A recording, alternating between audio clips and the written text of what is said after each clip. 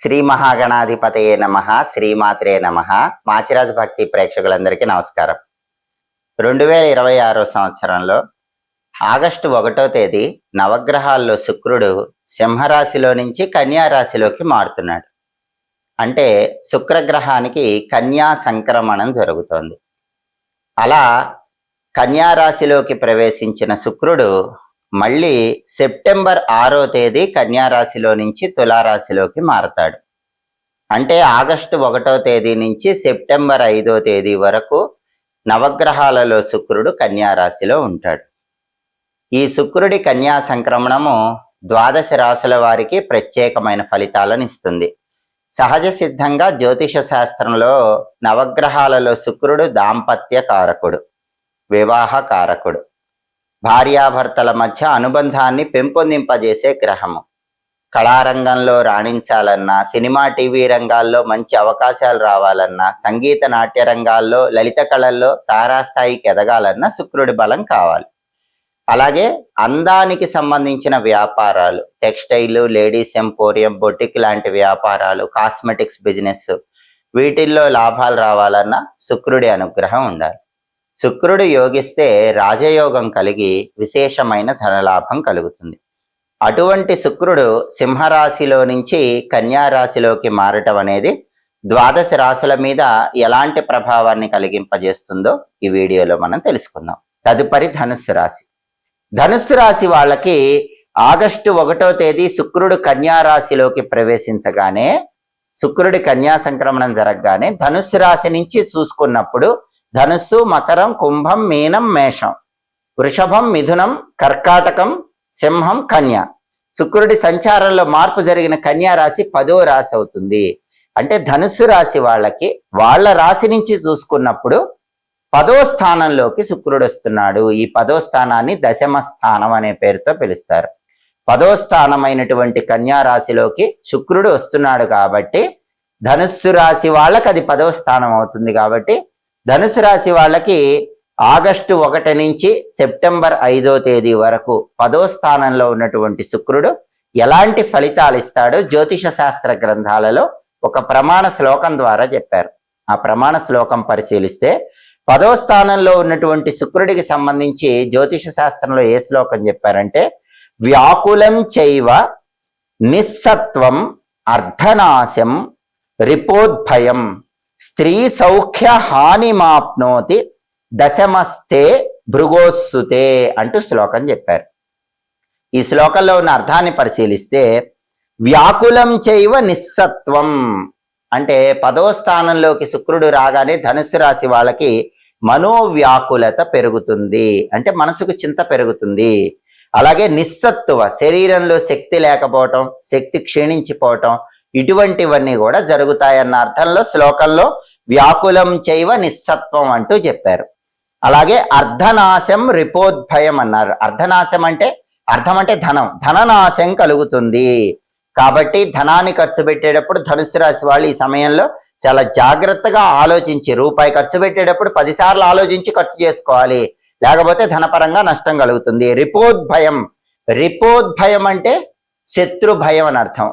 రిపు అంటే శత్రు అనే అర్థం ఉంది. రిపోద్భయం అంటే శత్రు భయం పెరుగుతుంది. మీకు శత్రువులు పెరుగుతారు కాబట్టి సాధ్యమైనంత వరకు ఎదుటి వాళ్ళతో గొడవలకు వెళ్ళకండి, అందరినీ మిత్రులుగా ఉంచుకునే ప్రయత్నం చేయండి.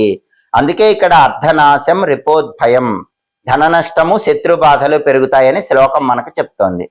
అలాగే స్త్రీ సౌఖ్య హానిమాప్నోతి అంటూ శ్లోకం చెప్పారు. స్త్రీ సౌఖ్య హానిమాప్నోతి అంటే స్త్రీ సౌఖ్యం తగ్గిపోతుంది. స్త్రీ సౌఖ్యం తగ్గిపోవటం అంటే ఏంటి? ప్రధానంగా ధనుస్సు రాశి వాళ్ళు మగవాళ్ళైతే జీవిత భాగస్వామి ఇచ్చే సుఖాలు తగ్గిపోతాయి, లేదా కొత్త స్త్రీ పరిచయాలు ఉన్నా కూడా వాటి వల్ల ప్రయోజనం ఉండదు, సుఖాలు ఉండవు, ఏదో ఒక ఆందోళన ఉంటుందని అర్థం. అలాగే ధనుస్సు రాశి స్త్రీలైతే ఇతర స్త్రీల యొక్క పరిచయాల వల్ల ఉపయోగం ఉండదు.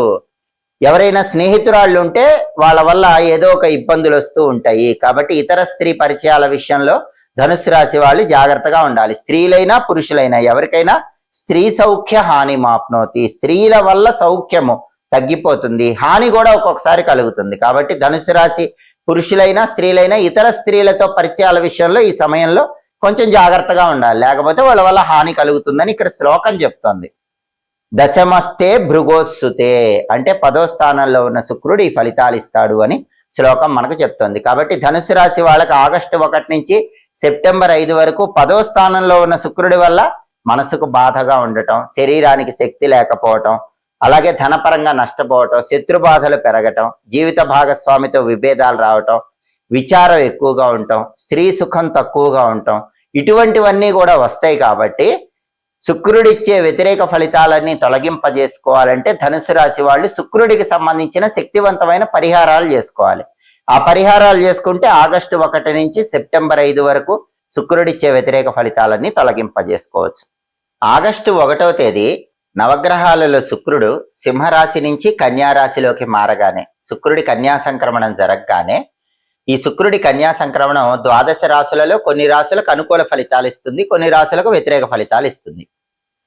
మళ్ళీ శుక్రుడు సెప్టెంబర్ 6వ తేదీ కన్య నుంచి తులకి మారతాడు. అంటే ఆగస్టు 1 నుంచి సెప్టెంబర్ 5 వరకు కూడా కన్యా రాశిలో ఉన్నటువంటి శుక్రుడు 12 రాశుల వాళ్ళకి ప్రత్యేకమైన ఫలితాలు ఇస్తాడు. అనుకూల ఫలితాలు వచ్చే రాశుల వాళ్ళు అనుకూల ఫలితాలు ఇంకా పెంచుకోవటానికి, వ్యతిరేక ఫలితాలు వచ్చే రాశుల వాళ్ళు వ్యతిరేక ఫలితాలు తగ్గింపజేసుకోవటానికి శుక్రుడికి సంబంధించిన కొన్ని శక్తివంతమైనటువంటి పరిహారాలు, పూజలు చేసుకోవాలి. నవగ్రహాలలో శుక్రుడికి అలసందలు, బొబ్బర్లు అంటే చాలా ఇష్టమని జ్యోతిష శాస్త్ర గ్రంథాల్లో చెప్పారు. కాబట్టి ఆగస్టు 1 నుంచి సెప్టెంబర్ 5 మధ్యలో వచ్చే శుక్రవారాలు ఎప్పుడైనా సరే అలసందలు నానబెట్టినవి గోమాత కొన్ని ఆహారంగా తినిపించండి. మీకు దగ్గరలో గోవులు అందుబాటులో లేకపోతే దగ్గరలో ఉన్న దేవాలయానికి వెళ్ళి శుక్రవారం శుక్రహోరాకాలం అని ఉంటుంది. అంటే ఉదయం 6 నుంచి 7 మధ్యలో, మధ్యాహ్నం 1 నుంచి 2 మధ్యలో, రాత్రి 8 నుంచి 9 మధ్యలో శుక్రహోరాకాలం ఉంటుంది.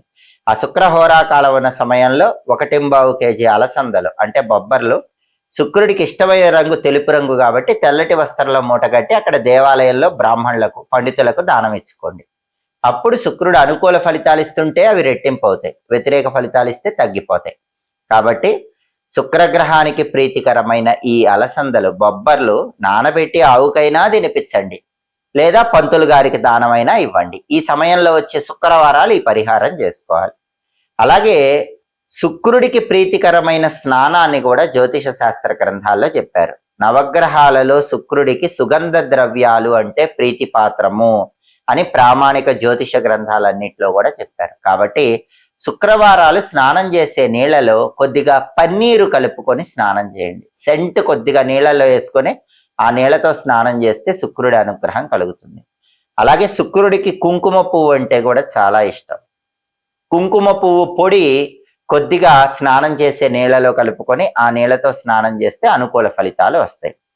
అదేవిధంగా శుక్రవారం ఉపవాసం ఉంటే కూడా శుక్రుడు అనుగ్రహిస్తాడు. అంటే ఆగస్టు 1 నుంచి సెప్టెంబర్ 5 మధ్యలో వచ్చే శుక్రవారాలు ఏదో ఒక శుక్రవారం ఉపవాసం ఉండండి. అంటే పగలు ఉపవాసం ఉండి పాలు పళ్ళు స్వీకరిస్తూ రాత్రికి పాలతో చేసిన పాయసం తినండి. శుక్రుడికి పాలతో చేసిన పాయసము లేదా క్షీర అన్నము ఇది చాలా ప్రీతికరం. కాబట్టి పగలు ఉపవాసం ఉండి రాత్రికి పాలతో చేసిన పాయసం తింటే కూడా శుక్రుడి అనుగ్రహం కలుగుతుంది. అదేవిధంగా నవగ్రహాలలో శుక్రుడికి అధిష్టాన దైవం రాజరాజేశ్వరి అమ్మవారు అంటే లలిత అమ్మవారు. ఎప్పుడైనా సరే శుక్రుడు యోగించాలంటే లలిత అమ్మవారిని పూజించాలి అని జ్యోతిష శాస్త్రంలో చెప్పారు. అందుకే ఆగస్టు 1 నుంచి సెప్టెంబర్ 5 మధ్యలో వచ్చే శుక్రవారాలు లలితా సహస్రనామ స్తోత్రాన్ని చదవటం కానీ వినటం కానీ చెయ్యండి. లలిత అమ్మవారికి కుంకుమార్చన చేసుకోండి. ఇంట్లో శ్రీచక్రం ఉన్న వాళ్ళు శ్రీచక్రాన్ని కుంకుమార్చన చేసుకోండి. మరి ఈ పూజలు చేయలేని వాళ్ళు ఏం చేయాలి? శ్రీమాత్రే నమః, ఓం శ్రీ రాజమాతంగ్యై నమః, ఈ 2 మంత్రాలు ఈ సమయంలో వచ్చే శుక్రవారాలు చదువుకోండి. అలా చదువుకుంటే శుక్రుడికి అధిష్టాన దేవత రాజరాజేశ్వరి దేవి లలిత అమ్మవారు కాబట్టి శుక్రుడి సంపూర్ణమైన అనుగ్రహం లభిస్తుంది. వ్యతిరేక ఫలితాలుంటే తొలగిపోతాయి, అనుకూల ఫలితాలుంటే రెట్టింపు అవుతాయి. ఈ ప్రత్యేకమైన విధి విధానాలు పాటించుకోండి. శుక్రుడి అనుగ్రహాన్ని 12 రాశుల వాళ్ళు సులభంగా పొందండి. ఎప్పటికప్పుడు గ్రహాల సంచారంలో వచ్చే మార్పులను బట్టి రాశి ఫలితాలు తెలుసుకోవాలనుకుంటున్నారా? అయితే మా మాచిరాజు భక్తి ఛానల్ చూడండి. మా వీడియోస్ మీకు నచ్చినట్లయితే మా ఛానల్ లైక్ చేయండి, కామెంట్ చేయండి. మా ఛానల్ వీడియోస్ 10 మంది మిత్రులకు షేర్ చేయండి. మా ఛానల్ సబ్స్క్రైబ్ చేసుకోండి. పక్కనున్న బెల్ సింబల్ నొక్కటం మాత్రం మర్చిపోకండి. సర్వే జనాః సుఖినో భవంతు. స్వస్తి.